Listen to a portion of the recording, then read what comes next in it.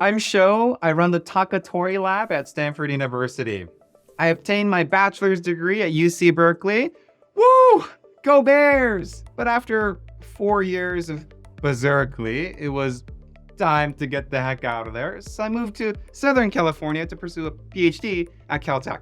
But by the end of that, I was starting to get a little homesick of the Bay Area, so I moved back north, back to Berkeley, to pursue a postdoc.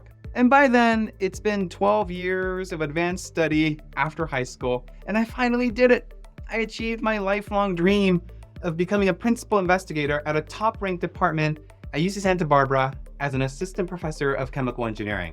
After having a lot of fun under the sun in beachside Santa Barbara, I decided to move once again. And you're probably detecting a pattern here. Apparently, I'm just a California boy doing a random walk back and forth from Northern to Southern California. So it shouldn't come as a great surprise to you that I moved back north, this time to Stanford, to start as an associate professor of chemical engineering. And I plotted my trajectory out of curiosity of what it looks like. I'm plotting displacement on the y-axis as a function of time. As you can see, random walk back and forth from Southern to Northern California. I plotted the mean square displacement as well. It wasn't quite linear, and I hope it never becomes linear because I'm happy with where I am, and you should also join us in our projects. We work on fluid mechanics, soft condensed matter physics, transport phenomena, non-Newtonian fluid mechanics, and if you're interested in any of those things, consider joining our lab in the chemical engineering department at Stanford University. I would like to give an example of one class of problems that our lab is currently working on in an area called transport phenomena. All conserved species and quantities obey a conservation balance equation that looks like the following.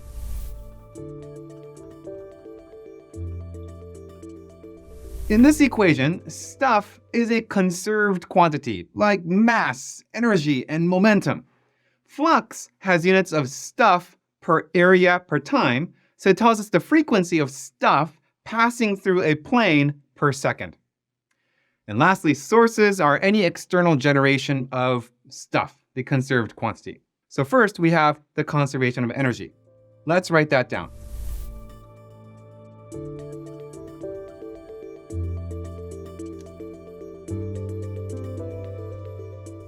This is written for a constant density and heat capacity. We have the material derivative on the left-hand side of the temperature. And on the right-hand side, we have the heat flux Q, which has units of energy per area per time, and any external heat generation from an electrical wire in a material or an exothermic chemical reaction that releases heat. This term is usually given to you, so let's assume that this term is known. Now, to actually solve this differential equation, we need a relationship between the heat flux Q and the temperature. In essence, there are two unknowns in this equation, the temperature and the heat flux Q. But we only have one equation, so we need another equation or another relationship. And this other relationship is called a constitutive relation.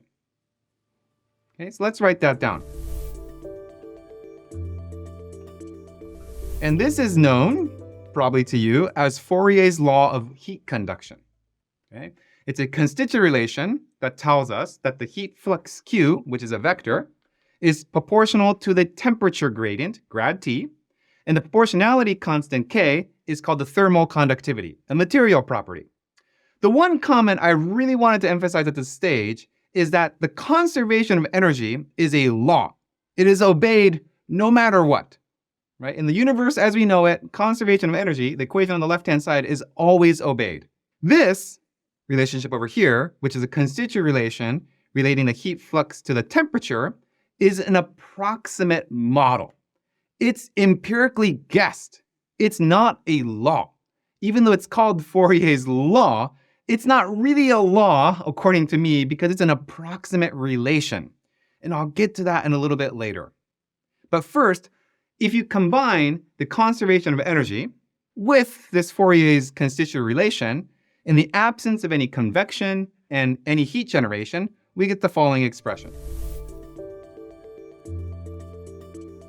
Okay, Okay, I've written this equation where alpha is a material property that's thermal conductivity divided by the density and the heat capacity. So this is called the heat equation. And in fact, you probably know it very well because this heat equation is probably the very first PDE that you ever solved in your partial differential equations class. You learned separation of variables, Sturm-Liouville, concepts of superposition, all the nice quantities in math.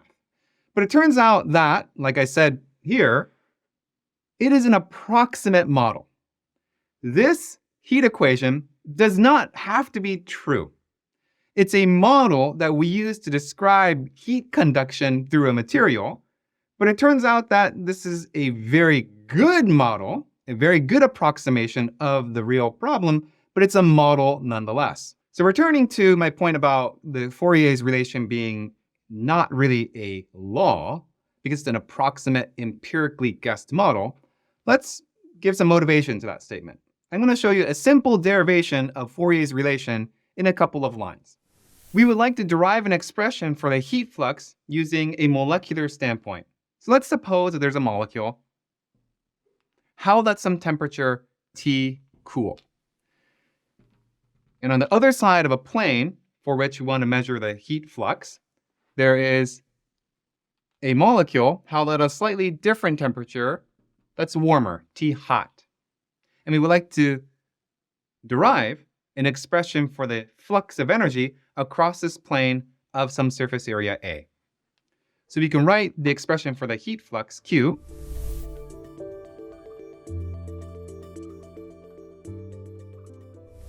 the heat flux Q is the number of molecules that cross that plane per area per time times the amount of energy carried by that molecule as it crosses that plane. So you can put down quantities that express each of these terms, which is simply the density of the molecules N times the average speed of those molecules. This has units of molecules per area per time times the quantity over here on the right, which is just the amount of energy carried by each of those molecules, which is simply the temperature difference between these two positions, right? TH minus TC, and KB is Boltzmann's constant. You could use equipartition to show that each molecule carries 3/2 kT degrees of freedom. So now we would like to then do a small little Taylor expansion to come up with an expression for this temperature difference. So let's suppose that the midpoint is held at some temperature T naught. So T cooled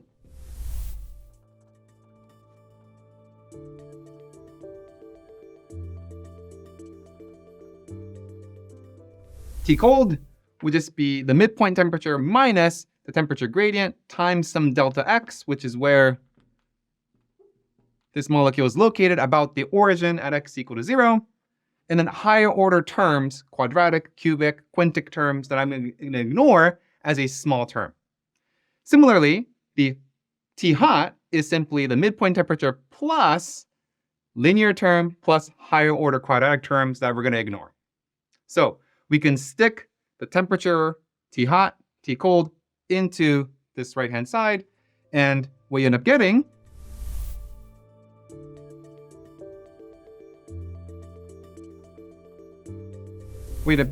is an expression that looks something like this. First, the T naught terms cancel because you're subtracting the two different temperatures. And then this linear gradient term ends up adding together, and that's why this term stays. Well, when you take a look at this expression, you have the temperature gradient over here. That's exactly this temperature gradient you see over here. The heat flux is equal to some proportionality constant times the temperature difference. So we conclude that this stuff right here is just the thermal conductivity K, the same K we're using over here. And over here, we just have the temperature gradient in 1D, right? When you use the three-dimensional vector, this gradient operator turns into the symbol. But this is a very simple few lines of kinetic theory of gases to derive what is the correct expression for the heat flux to within an order 1 constant, right? This value of the thermal conductivity ends up being the right answer to when you compare it to doing the full rigorous statistical mechanics. In any case, what I wanted to show you is that you can arrive at an expression that is Fourier's law of conduction. But you can really now see that this expression is an approximate model. We use the Taylor expansion right here to relate the midpoint temperature T naught to temperature differences. And by the way, this lamb that I've used here is simply the mean free path between molecular collisions, which is a good approximation for delta x. That's not really important, but what I wanted to mention is that we did a Taylor expansion and we only kept the linear term and we ignored all the quadratic terms in higher. Quadratic, cubic, quintic, all the terms were ignored. If you kept those terms, what would happen is you would get quadratic, cubic, quintic terms that would appear right here as corrections, right? So clearly, the heat flux rigorously shouldn't just be the linear term that's present. You should have higher order gradient terms that relate the heat flux, Q, to the temperature difference. Therefore, Fourier's relation is an approximate model. It happens to be a very, very accurate model, but it's an approximate model nonetheless. And you've probably heard the saying, all models are wrong, but some are useful. Fourier's relationship, just like all other models, are wrong. It just happens to be very, very useful. The conservation of energy, this is a law. This is not a model, it's the ground truth. But this law by itself isn't very useful. Only with the constituent relation does the model become useful, but then it automatically becomes a model. As scientists and engineers, we can actually only solve approximate models, but they're all inherently wrong. How's that for a confidence booster? That's the art of science and engineering. We need to test these models because despite being wrong, many models are extremely useful for practical applications and for society. Let's move on to a different conserved quantity, momentum. And this is where our lab is pushing hard to try to make an impact. So, momentum balance.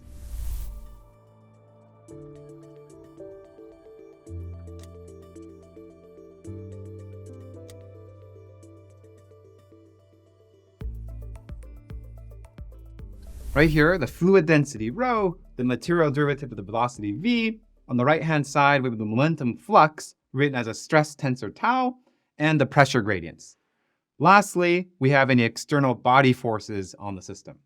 We can obtain a pressure from the equation of state or from the continuity equation. So let's focus instead on the stress tensor tau. Once we have a relationship between tau, the stress tensor, and the fluid velocity, we are all done. This equation is closed, and we can actually solve this equation. The most famous constitutive equation that relates the stress to the velocity gradient is called Newton's law of viscosity. Unlike Fourier's relation, Newton's law of viscosity is very inaccurate in many situations. For water, honey, and glycerol, this linear relationship ends up working very well. But for practically every other fluid, the blood running through your veins, the toothpaste or sunscreen you use today, the ketchup or mayonnaise you put on your lunch, this linear relationship is stunningly wrong and inaccurate. Not only is the linear relationship wrong, but it's not even useful for many fluids. For these complex fluids, the constitutive equation looks more like the following. As you can see, this equation looks very different from the linear constitutive equation that we're using up here. Notice that there's a time derivative of the stress, which means that the fluids carry memory because we are time integrating this equation. And the right-hand side is a function of the stress and the gradient of the velocity field. In general, this function is a highly nonlinear function.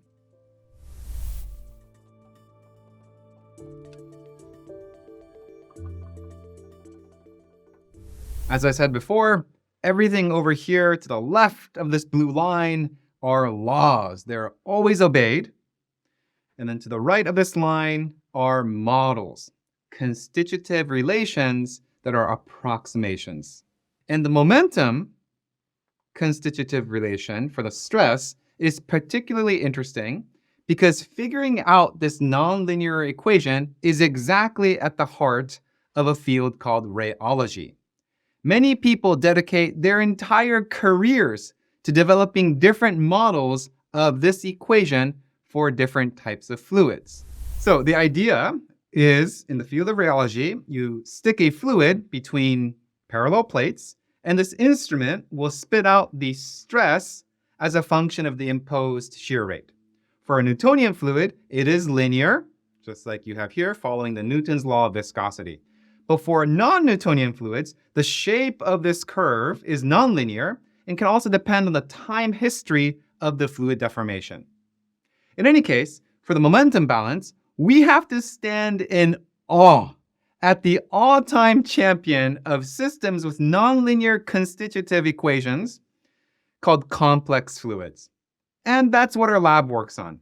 You can even take a Newtonian fluid like water and sprinkle a little bit of cornstarch or particles into that fluid, and all of a sudden, the composite fluid is no longer Newtonian, no longer follows this linear relationship that you have up here.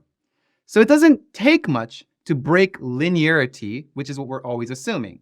And this canonical heat equation is very commonly broken in the field of fluid mechanics. Here's an example of a complex fluid. It's a bowl of fluid. We stick a stirring rod into the fluid and spin the rod around. The fluid magically climbs up the rod. This would never happen with Newtonian fluids. You can never get this kind of phenomena to occur with water. It requires a fluid with a very large normal stress difference, which can be achieved for many types of polymeric fluids. But here is very important for us to understand this equation because for these types of fluids, this linear relationship does not hold at all. Suppose I hand you 10 to 100 microliters of some unknown fluid. I don't tell you the identity of that fluid. It can contain polymers. It could have liquid crystals. It could be some ionic species. Or it could be some surface active agent, like a surfactant. Right? It could be species that go to the air-water interface. And I want you, given this fluid, to develop a model for an equation of motion to describe how the fluid flows. That's important for society because we want to use your equation of motion to understand how microscopic particles, polymers, and cells move inside the fluid for designing and engineering better products.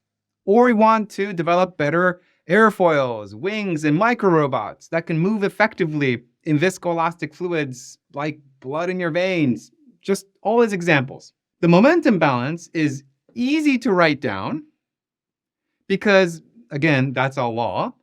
But what we need is a constitutive relation that closes this equation. Classically, what the field has done is to use rheology, like I described earlier, to determine this relationship. But there are many situations where classic rheology fails. For example, I only handed you 10 to 100 microliters of fluid because I'm an antibody drug manufacturer and my samples are super precious. Making milliliters of fluid that's required for a classical rheometer would cost me millions of extra dollars. And so you can't use a rheometer anymore. How would you go from this fluid all the way to this equation of motion with a constitutive relation? What if I hand you a blockopolymer solution where the blockopolymer has a hydrophobic and a hydrophilic region? The polymer will exclusively go to the air-water interface, so the entire dynamics of the fluid is controlled by whatever is happening at the air-water interface. A normal rheometer like this will only measure bulk solution properties and will tell you nothing about the air-water interface. What are you going to do? Suppose I want you to tell me the fluid dynamics occurring along the cell membrane of living mammalian cells, a thin 2D interface of lipid bilayers, proteins, sugars, glycoproteins embedded along this thin, complex interface. There's no classical equipment that will ever measure the constitutive relation of such a system. What are you going to do in that case? As you can see, there are many practical and pressing examples where a traditional rheology route does not work so well. And here's where our group comes in. We propose an alternative route to discovering fundamental constitutive relations based on advanced microscopy, fluid mechanics theory, and data science machine learning. Our lab is an expert at quantitative microscopy, which involves the use of advanced imaging to quantify physical and mechanical properties of materials. We take some unknown fluid, we perform a series of targeted microscopy experiments that allow the fluid to sample all configurations of its constitutive relation. We then construct a physics-informed gray box model, which uses experimental images as an input, combined with mathematical structure that we embed using our domain knowledge in fluid mechanics. The big intellectual component of this process is figuring out how much mathematical structure we need to include into this gray box model to help the computer learn the complete constitutive relation. Essentially, we are replacing the classical rheology approach with a data-driven approach to go from fluid pictures all the way to a constitutive relation and then to an equation of motion. And once we have a constitutive relation, we can then predict and forecast their dynamics in different contexts. For example, designing simulations that can predict the motion of millions of particles in a viscoelastic fluid with full hydrodynamic interactions. People often say that a picture is worth 1,000 words. Well, it just so happens that an equation is worth 1,000 pictures. That's exactly what our approach is. This equation that we come up with will be worth thousands, actually, probably more than that, many strategically and targeted focused images of the flow field to arrive at a beautiful constitutive relation that we can use for downstream modeling. Our group is largely divided within this project into an upstream team that goes from the start of an unknown fluid to the constitutive equation, and a downstream team that goes from the constitutive relation and the equation of motion to applications. And we often talk to each other because the pre and post constitutive relation projects need to check out and be consistent with each other. Now, so far I'm just talking about viscoelasticity in this context, but earlier I talked about ionic solutions and charges. This is actually a very interesting system too, because charged species adds additional terms to the species flux through the electrochemical potential. So I didn't write the species mass equation, but there's going to be a flux, J, for the species mass, and that's going to be related to some mobility times a gradient in the electrochemical potential. And again, this is a linear relationship for the constitutive equation relating the charged electrochemical potential, the potential field, and the species flux. But this is a linear approximation. For practical applications like batteries with charged species, it's going to be a highly nonlinear function, just like the one we have here. The constitutive relation that models the flux to the field variables are highly nonlinear. Again, this is a very interesting thing about constitutive relation modeling that I think is underappreciated within the community. The strength of our lab is the combination of experiments and theory conducted together. Our experiments are designed to test and discover the theories that we develop. We use light and sound to make particles move, and we make measurements of their particle dynamics with exquisite precision. And that's where our advanced microscopy comes in. These measurements are critical for developing new theories and new simulations. I don't expect researchers in my lab to do both experiments and theory, but what helps is we are extremely collaborative within the lab.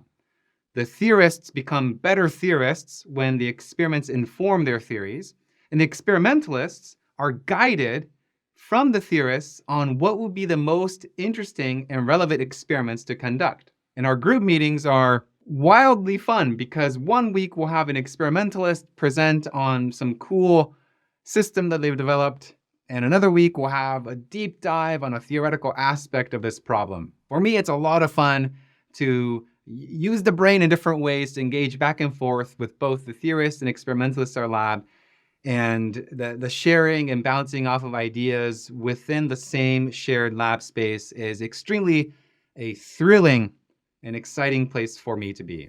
In summary, constitutive relation modeling is an underappreciated subject in chemical engineering, and our lab is focusing on designing experiments, theory, and data-driven methods to get at this fundamental question. If you're curious about joining our lab, please get in touch. We would love to work with you. See you soon.